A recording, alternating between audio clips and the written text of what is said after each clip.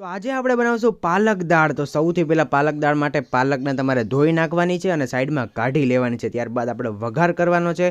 વઘારની અંદર આપણે 2 પાવડા જેટલું તેલ, અડધી ચમચી જેવી રાઈ, અડધી ચમચી જેટલું જીરું અને ત્યારબાદ થોડીક એવી હિંગ એડ કરી દેવાની છે। તો આપણો મસ્ત મજાનો વઘાર થાય છે, તેની અંદર નાખી દો મસ્ત મજાની પાલક।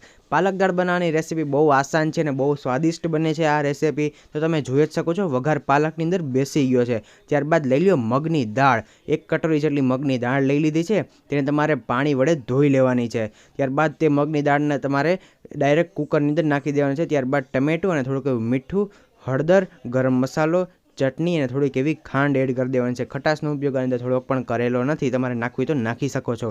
ત્યારબાદ 3 થી 4 કપ જેટલું પાણી પણ તેની અંદર એડ કરી દેવાનું છે। 3 થી 4 જ વિસલ થવા દેવાની છે। તો પાલક દાળ તમારી રેડી થઈ જશે। તો તમે જોઈ જ શકો છો એકદમ મસ્તની સ્વાદિષ્ટ ને જલ્દી બની જતી પાલક દાળ તૈયાર છે। Thank you for watching.